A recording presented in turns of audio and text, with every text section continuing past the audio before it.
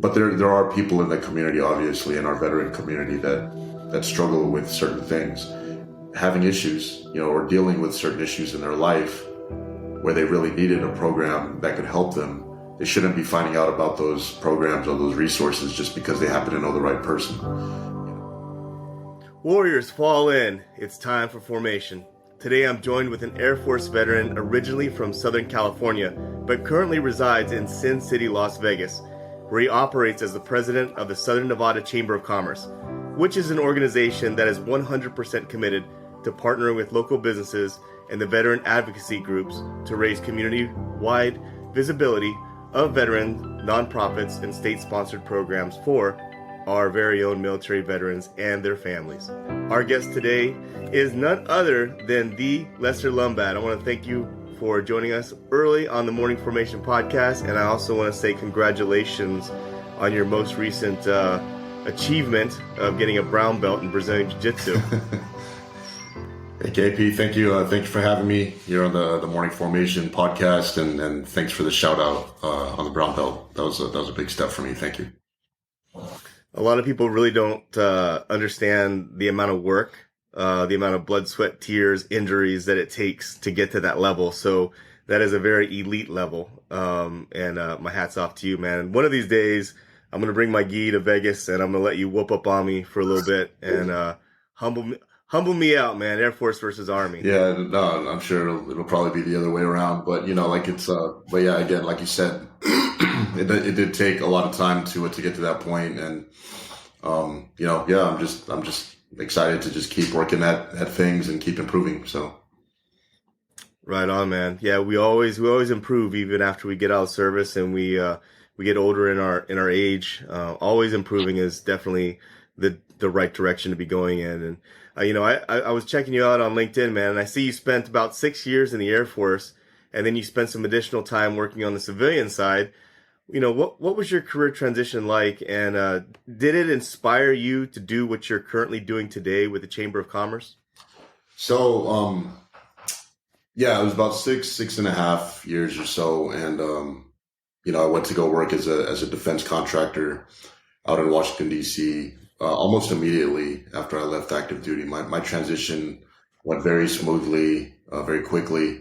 Took me about I think I was unemployed for about 4 days when I left service, but a lot of that just kind of came from me knowing pretty far in advance, beforehand, that I was going to be transitioning out. So I put in quite a bit of time researching and contacting different employers and just looking at different opportunities in the space that I wanted to be in at the time, which was the tech space. I wanted to see how that would translate out into the civilian sector.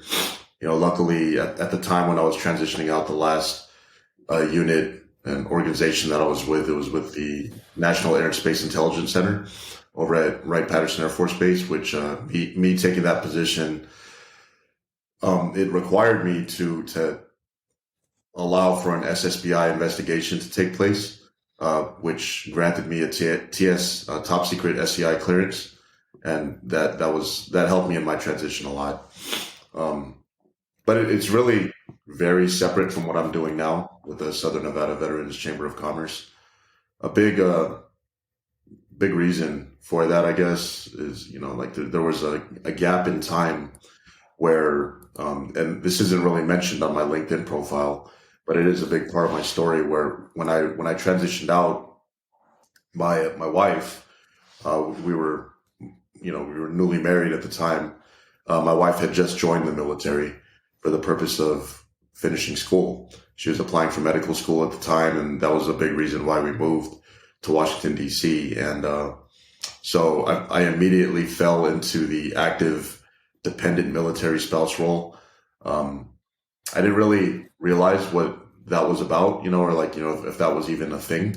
I just thought it was a funny thing to tell my friends about, that I had just left active duty from. I'd just left my active duty ID card, and then 3 days later I'm going over to Bethesda, Maryland to get a dependent ID card. I got this big smile on my face, on my dependent ID card picture. But that was about it. But then 7 years later, I resigned from my job from Raytheon and we moved overseas.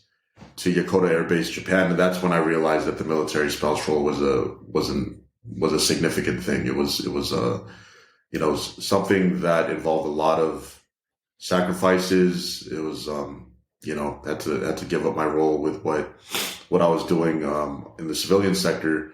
So anyway, long story short, the reason why I bring all of that up is because once we left the different overseas locations that we were at 6 years later between Japan and England, we came back to the States and my top secret SCI clearance was expired.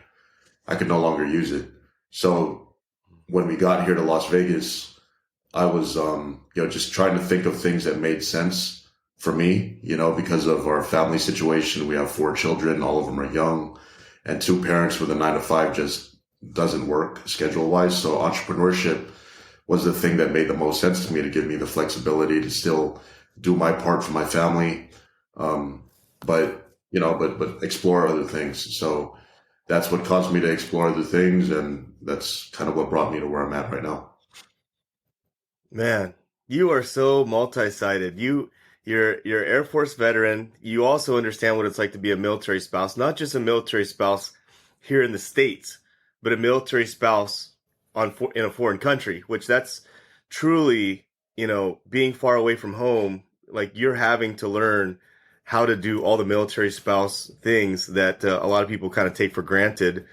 And you mentioned Wright-Patterson Air Force Base. I went to college at Wright State University. I remember you mentioning that to me in one of our past conversations. I actually lived literally right across the street from Wright State off of Colonel Glenn Highway. It was I could walk into the campus from my apartment at that time. So, what year was that? It was from 2003 to 2005. Yeah, so 2003 was when I graduated. We probably could have went to Cimarron and had some parties. Probably so, yeah. It's funny how paths cross like that, man. Yeah, so you're so multi-site. You're literally a veteran, literally a military spouse. Your wife is a professional as well, so you have 4 kids. Yeah. You're into Brazilian Jiu-Jitsu. Wow, you have so many things going on for you. And you do such a meaningful job being the president of the Southern Nevada Chamber of Commerce. Would you mind talking to us about what the Chamber of Commerce is about, the impact that they provide for Southern Nevada's veterans and military community?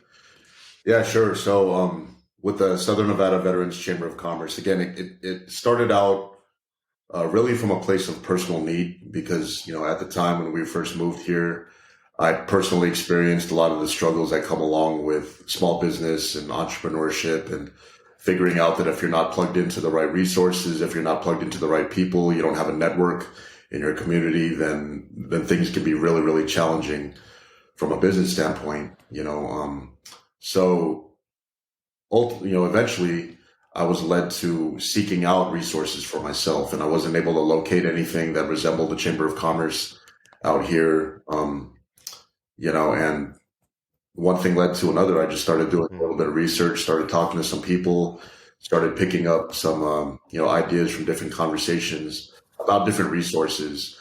And it just made a lot of sense for me or somebody to start what would eventually become the Southern Nevada Veterans Chamber of Commerce. But outside of the business development aspect of it, again, it's more about awareness and visibility of available resources. And, I think at the time, originally I met you through this app called Clubhouse, which was, at the height of the pandemic. It was really, really active, and it was really, really useful to me, in terms of conversations that I was having with a lot of people from different parts of the country, some different parts of the world. But the reason why I bring that up is because during that time, while I was using Clubhouse, I would end up having all these conversations with these people from different parts of the country doing different things. And I would learn about resources like Bunker Labs, which is what, the hoodie that I'm wearing right now. Groups like, Vets to Industry, groups like ACP, Warrior Rising. I learned about all these different things. I started talking to these VSOs just in live conversation.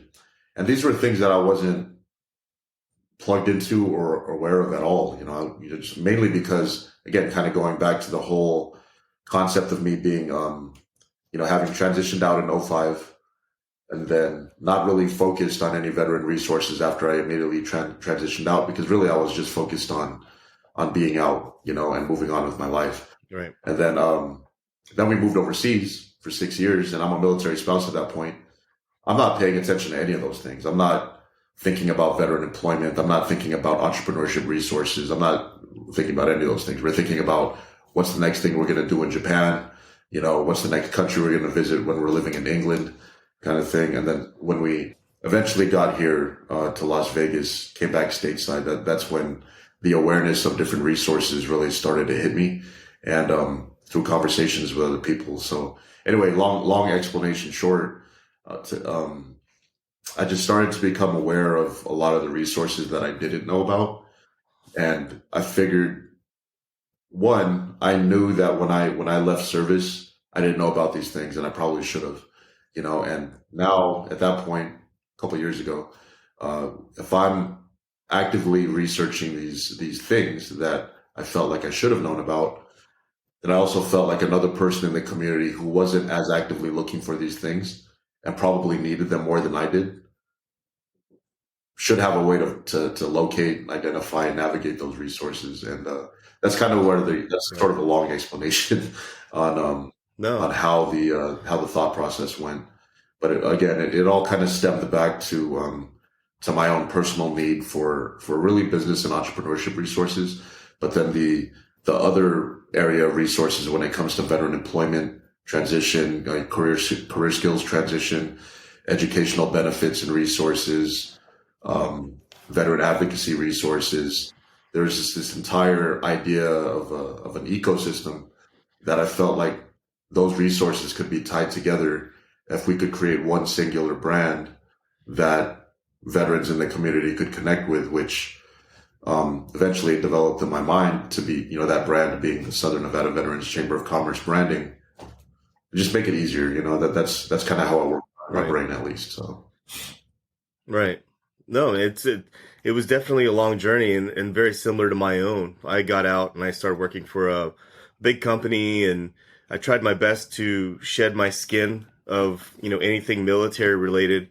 Was ready to move on with myself. Got another job. I quit my first job after a year, like 80% of veterans do. And I always tell people I got out in 2007. The sexiest thing online back then was MySpace, right? And we didn't have LinkedIn. We didn't have these things at our fingertips like we do today. Um, I really think at times that this entire market is a little saturated, and it's important for our military veterans, our military families, to pick out and align themselves with the best network out there. And I really feel like the Southern Nevada Chamber of Commerce and yourself, just knowing you from Clubhouse, you're definitely one of those titans out there that can really, really efficiently and effectively help someone out.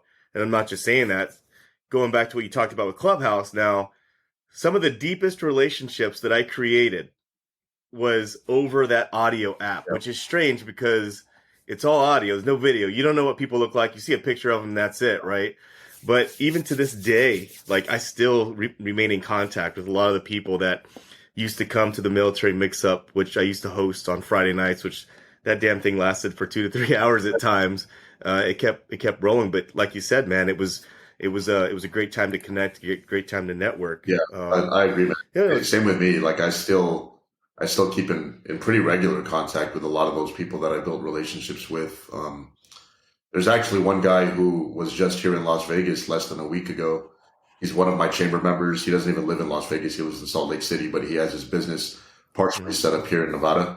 So he travels into Las Vegas pretty frequently. But I met him on Clubhouse. His name is Eric Ranks. He owns a vodka line called 22 Salute. And, it's funny. I met him on Clubhouse, and there's several other people. Clubhouse was actually where I first heard of Bunker Labs. And then I eventually ended up yeah, walking through one of the Bunker Labs cohorts here in Las Vegas. So yeah, yeah. good times. It was the same with me, man. I was in one of the rooms one night and was just talking and ran into Jay Salters from Act Now Education, Yeah, and he contacted me and said, "Hey, let's talk offline." And next thing you know, like I'm volunteering for Act Now Education and had an interview with him, the whole 9 yards. Here I am now serving as a board member for the organization. So yeah, some of the deepest relationships, most meaningful relationships were created on an audio app out of all things, right? Yeah. Um, and so you've been working in Southern Nevada, and as far as the state of Nevada itself, I know some states are very veteran friendly. Some states are lesser veteran friendly when it comes to the benefits and things like that. But as far as like through your research and everything, what benefits do you think are the most unknown or lesser known benefits um, that our veterans in Nevada would find quite interesting to gain that knowledge today? I mean, to be honest, like I don't know if there's any one specific benefit that comes to mind for me. I just I just know that whether you're talking about benefits or you're talking about actual programs or Right. initiatives or resources that are that are available in the community, it's a lot of them are not visible enough and not people are not made aware enough to know that these things are available, unless you're really really digging, or if someone else is you just happen to know the right person, right? Um, Right. One example is one of my favorite programs in the community. It's called the Emerging Vets and Players Program, MVP. I love that. I love that program. Amazing community, amazing people. The culture in that program is phenomenal. I ran into that program sort of by accident because, again, like you brought up earlier in the beginning of this interview, Brazilian Jiu Jitsu training and competing in Jiu Jitsu has been a major part of my life personally for the last 10 plus years. And the MVP chapter here in Las Vegas, they meet at Extreme Couture, which is owned by Randy Couture from the UFC. So it's an MMA gym, and the program is geared toward one, professional athletes, and two, veterans, right? So when I first found out about that program, I saw those two elements that were the necessary elements to, as far as background and area of interest: martial arts or jujitsu and military background. And I had both of those things, and I had never heard about this program until somebody who I just happened to know, who was also a veteran but didn't really have a background in jujitsu or an interest in it, just brought me there, and it's those types of things that, even though, and I say that with MVP also having a massive marketing budget, a lot of people did know who they were. They see their commercials on the NFL, during NFL Sundays. And it just completely, went over my head, apparently. So I never knew about it until I actually went. And, the thing that kind of struck me about that was, um, I think generally speaking, like I'm doing okay. Like I don't, have too many mental health struggles or anything, right? Or uh, but there are people in the community, obviously, in our veteran community that struggle with certain things. And if a person was to be having issues, or dealing with certain issues in their life where they really needed a program that could help them, they shouldn't be finding out about those programs or those resources just because they happen to know the right person, and Right. that's kind of how. So anyway, I just bring up that example because, as amazing as that program is, I would have never have found out about it if I just didn't happen to know that right person. So yeah, like Right. going back to your question about uh, programs or benefits that are available to all of us, I think that it really just kind of depends on the person, right? And Right. what their needs are and what can help them. Right. Because there's so many, especially in a community like Las Vegas, there's an abundance of resources here that a lot of people just don't know about. Yeah, no, I agree 100%. I mean, there are a ton of programs, a ton of nonprofits out there, a ton of, partnering, um, I guess, entities out there that help out the veteran community. But the challenge is marketing, getting the information out there, and then folks understanding. Because a lot of times, even when I mention my own nonprofit that I'm a part of, people automatically wrap their arms around their VA education and go, "Not, you're not getting my VA education." And I'm like, "No, no, no. Like this does not involve any VA education at all." People don't realize that there's programs out there that are completely free to veterans and spouses that don't even touch the VA education stuff. It's just based off the fact that you are part of the military community that allows you access to it. So just the overall sheer ignorance and knowledge is a challenge to get out sometimes when I'm talking to people one on one about even the nonprofit that I'm part of. So I can't imagine what that's like for you. And since you've been working for the Chamber of Commerce there in Southern, I don't want to say Las Vegas because Las Vegas isn't Southern Nevada. It's, Southern Nevada does have other areas too. It's mostly. Yeah. It's mostly, right. It's kind of like talking about Chicago and Illinois, right? Chicago is Illinois, yeah. But overall the partnering that you've been doing, what has that been like for you since you started working for the Chamber of Commerce there in Southern Nevada? So as far as community partnerships, I feel like that's definitely one of the areas that have went most successfully since everything started. At this point, we're sitting at about somewhere around 70, 75 different community partnerships with different veteran nonprofits that function in different areas. So really there's 4 areas. I call them our mission cornerstones.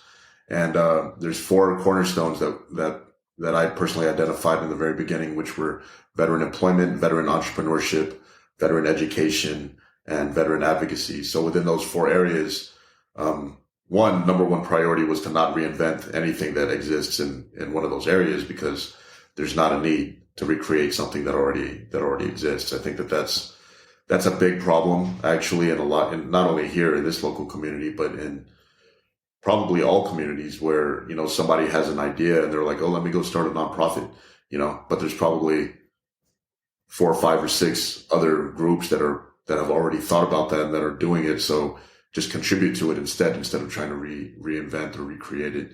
So that was kind of the number one priority, was to identify as many programs as possible and build a relationship with them, vet them, make sure that they were legitimate. And then once that was done, continue that relationship building process. So that way, it would be clear that nothing needed to be reinvented. And so that's kind of how it's went, like being able to identify a lot of existing programs. Most of them are local, but a lot of them have a national presence. Again, like MVP being one of them. Act Now Education, that was a program that I learned about a while back, also on Clubhouse. And then, like finding out about all the different resources that was available through them. And then here locally, the local SVA chapter, Student Veterans of America, they have a strong chapter over at UNLV called the UNLV Rebel Vets Program, which is a strong community-based group over, on campus, made up of veterans and veteran-connected people that are doing great things academically, and so, just kind of going to your question about how that's looked as far as community partnerships and everything, like that's really been a major focus, was to create those partnerships, because ultimately one of the biggest goals was to promote resource collaboration, and we needed partnerships in order to do that, to be able to form the right collaborations around the community. So that's kind of why we've went in that direction, was to ultimately get to that point where we can promote maximum collaboration. No doubt, networking with the right people is definitely something over the years that I've learned as well. Like even your circle, your personal circle, right? They always say that if you're hanging out with 4 idiots, then that makes you the 5th idiot, right? Exactly. And it's the same thing with me and podcasting. I want to make sure that I connect with people that are authentic and genuine in their own word on what their intentions are. I think the veteran community is very guarded. We always feel like we're going to get sold the used car that's a lemon that's sitting right off of base there, right? Yeah. So I think that's a big barrier for us to break down. And partnering is something that I think that's why Clubhouse was so successful to develop those deep relationships, because it wasn't so much about visual. It was more about listening to the soul, listening to where people were coming from. How authentic were they? Were they willing to stay in the pocket and actually explain who they are, versus us being tricked by visuals and things like that? Yeah. So, my hat's off to you, man. It's been great connecting with you. And it's been great talking to you, over the span of the last couple of years or so. It's been great getting to know you as well. Over the horizon, what do you think are some of the big plans coming up for the Southern Nevada Chamber of Commerce? I mean, on a local level, the goal is to just continue to push forward, continue to grow the brand awareness of the chamber. Mainly again because the larger that our brand grows, in my mind, the more that we're able to grow collaboration among all the groups that are connected to our brand, and that's really the goal. Is I mean, to simplify it in explanation as much as I can, it's basically a resource hub, right? That we're trying to Right. create, and so the more that we can promote what we're doing, the better that we can promote what everybody else is doing that's connected to us. But outside of the local area, um, some of the other areas that make the most logical sense would be communities like San Diego, Hawaii, where again, strong veteran presence in communities like that. But I don't know how much like ecosystem presence there is in cities like that, because I don't think it really matters where you're at. Like unless there's something that's going to bring everything together, especially with certain anchor groups like the different VFW posts that are doing certain things in the Hmm. community, or the USO, or newer programs like MVP, Bunker Labs, that are well known. Then once you bring those programs together, then it becomes very easy to attract the other programs that may not be as well known in any city. So like if we were to take this template that I've been focused on for the past almost 2 years, year and a half, 2 years, and apply it in other cities like San Diego or Hawaii or other places, then then we would want to accomplish the same thing. And that's really what I'm looking at eventually, is to be able to get to that point and do that. Yeah, most definitely. I really feel like living here on the West Coast as well. I feel like we get kind of left out sometimes. Everything is all about Eastern time zone, DC, Virginia area. That's all I ever hear about. I guess out here we're a little more spread out, but we do have a huge presence. I mean, on the island of Oahu, and then Southern California, you've got Pendleton out here, and you got several bases out here too. So the West Coast is definitely important, and we definitely need to have that outreach out here as Yeah, well. So I can attest to that yeah. for sure. And when I mean, especially like using a place like Hawaii as an example, right? And I think it's very comparable to a place like Las Vegas, even though obviously Las Vegas is not an island, the ninth island, for Right. people from Hawaii. Oh yeah. But when you look at Oahu, all branches of the military exist there, right? So as a result of that, there's going to be a big veteran population. But when you think of Hawaii, nobody thinks about that fact, about the fact that there is a large military presence there, that all branches of the service exist there. They think of it being Hawaii, just like they do with Vegas, right? They don't think of Vegas being a significant military community, which it is. Right. It's about 10 to 11% of the total population out here in Clark County is comprised of veteran connected people. So that's 10%, 10 or 11% of the population is roughly about 270,000 people here in Southern Nevada that are veteran connected. And that's a lot of people, but people don't think about that. They think about what Las Vegas is famous for, which is hospitality, gaming, entertainment, all the things Vegas Right. is known for. But we're that's a big thing that I'm trying to help promote, is the fact that Vegas and Southern Nevada, Nevada as a state, is a significant military state, military community, and there's a lot of resources that are available for our military community too. So Yeah, no doubt. I can tell you this much, that when I got out of the army, I had the hardest time because I was stationed in Schofield Barracks in Hawaii at the time. Anytime I had a interview or I had a follow-up interview for a civilian employer, or a prospective civilian employer, I would get some of the most ridiculous requests. Like literally, I was active duty full time captain in the army, working in the S3, and I would get a phone call from Johnson and Johnson or just some company, and they would say, "Hey, we want to do a follow up interview. We need you in Baton Rouge tomorrow. Um, can you be there?"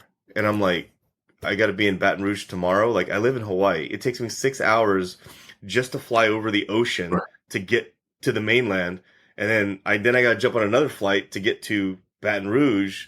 Like, it's gonna take. And you're telling me today to be there tomorrow? Like, it's not that easy. And Right. you would think that in 2007 that we would have a general understanding of the geographical location of where the islands are. But I guess because they cut it out and they stick it down there next to the Baja of Mexico, or Baja of California, a lot of people think it's like right there, and it's totally not, dude. It's like I missed out on a lot of opportunities because of my geographical location of being stationed in Hawaii, Yeah. a lot, Yeah. and I was really at a disadvantage for being there at the time. There were a few companies that understood, but for the most part, a lot of them didn't. They didn't know how to work with that with my geographical location. So, if there's anything out of this interview, Lester, that you'd like for people to know about the Southern Nevada Chamber of Commerce, what would it be? Again, I think it's just the priority is awareness, resource awareness, for us, like, again, our focus is kind of twofold, as far as our mission goes, because we are a chamber of commerce. So we focus on business development and veteran entrepreneurs, military spouse entrepreneurs, and also our membership base is open to veteran supporters as well. We have non-veteran connected businesses in our membership base too. Just because, it's my opinion that you don't have to be a veteran to support the veteran community, so Right. that should be a community-wide effort. But anyway, outside of us being a chamber in the community and doing the things that we do as a chamber, it's about providing greater awareness of resources that aren't necessarily business related or career skills related, but quality of life related, overall. And I Mm-hmm. think that the more that everybody in the community can become aware of what's going on, so what some of the issues actually are in the veteran community, and then the resources and the solutions that are available in the veteran community, and pair those things together, then that's really what I would like to see, more and more and more over time Right. with our organization. So Right. Yeah. It's all about awareness, right? And yeah. just to final out the episode today, it's been great hearing all about your background, where you come from. We have a very similar journey. It's so funny how we literally crossed paths there in Dayton, Ohio, right across the street. We were probably at the pub at the same time at some point having a beer, and we just didn't know it. Um, what piece of advice would you have for veterans out there who are not currently taking advantage of any benefits and are yet unhappy with their current situation? Oh man, well, hopefully, if we're talking about this area geographically, hopefully we'll be able to gain some reach to help educate people that are in that situation. But with folks who are aware of what their available resources are, and if they're veterans and they know what's out there, and they're just not bettering their own situation, then that's, you know you got to use what's available. We all have to use what's available to us. The benefits that are available to us, your VA home loan, understanding why that's so important, why that, as a financial tool, why that's so powerful, your educational benefits, your GI Bill, post 9/11 GI Bill, why all those things are so uniquely powerful to our community to help us move forward, both individually and as a community, are super important. Um, but yeah, I would say just kind of knowing what's out there, and taking full advantage of it. There's too many resources out there to not take advantage of them.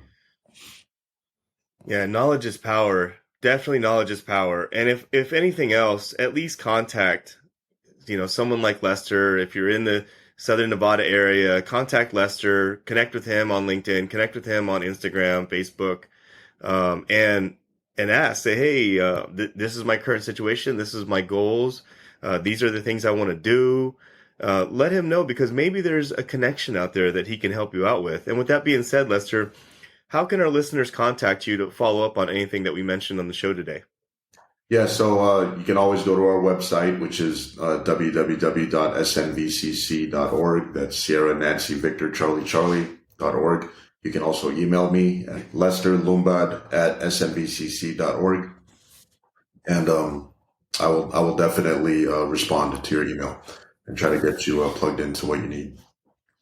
So if you're watching this on YouTube, check out the description. I'm going to make sure I put those links down there in the description. If you're listening to this on a podcast, scroll down to the show notes. You can see the links that he just mentioned down there as well.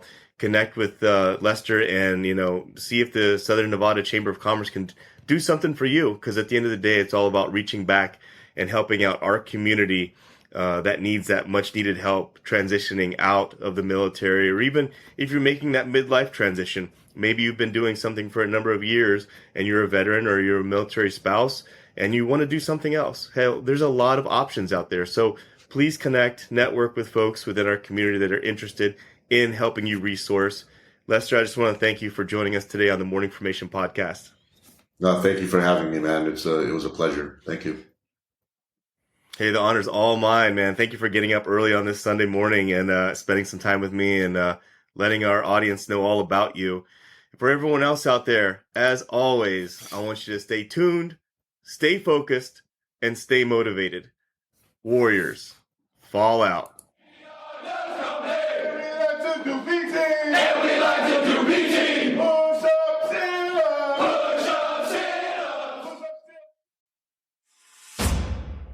You've been listening to the Morning Formation Podcast.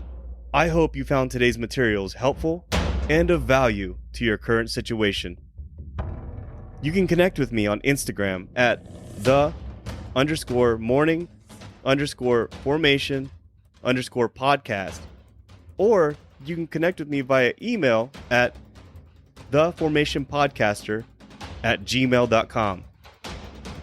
Also, I would like to thank my partners at Act Now Education for their support.